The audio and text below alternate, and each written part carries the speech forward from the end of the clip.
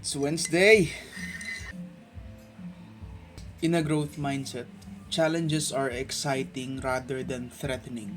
Kapag ka pinapractice mo yung growth mindset, pag may nakita ka obstacles or struggles or challenges or risk, may-excite ka dun.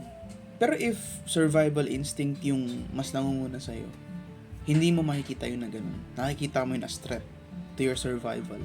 Pwede natin siyang tingnan na simple na ganun, pero palawakin natin. Pag sinabing growth mindset, hindi naman sa lahat ng aspeto ng buhay meron kang growth mindset agad. Hindi ibig sabihin na sa lahat ng panahon, ganun yung utak mo, ganun yung pinapractice mo. Ibig sabihin nito, sa bawat parte ng aspeto ng buhay natin, dapat paunti-unti nating ina-adapt yun at ina-apply yung growth mindset. Pwedeng pagdating sa business, magaling kang mag-risk. Pagdating sa relocation nyo ng family mo, okay lang sa inyo, walang problema. Pero pagdating sa career, wala kang growth mindset. Na kung ano yung napili mo na trabaho sa buong buhay mo, yun ka na, ito na dapat, ito na yung path ko. And syempre, yun yung mga physical aspects or external sa labas, outside aspects. Pero paano naman yung sa loob natin na growth mindset, which is yun yung pinaka-importante. Mahirap din yung puro ka growth mindset pagdating sa labas na aspeto. Sa career, sa relationships, sa mga ganyan, you take risk.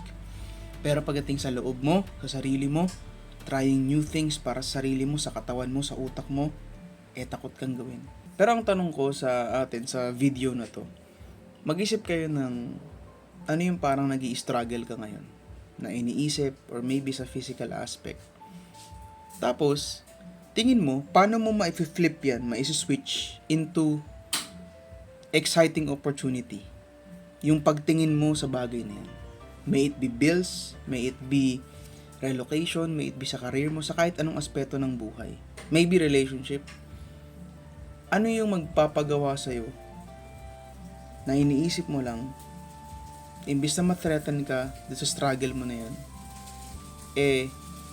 iisipin mo, ay, exciting tong opportunity na to kasi may makukuha ako dito. May matutunan ako dito.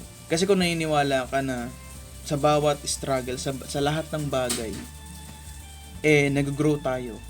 Sa bawat hardship, sa bawat pagbagsak, sa bawat pag-angat din, hindi ka na matatakot Kasi alam mo sa lahat ng bagay, nagiging ikaw, yung ikaw. Parang yung una nating video. Yung highest potential mo, yung highest possibility mo sa buhay na to, ginagawa mo, sinusundan mo. Stay wholesome and God bless.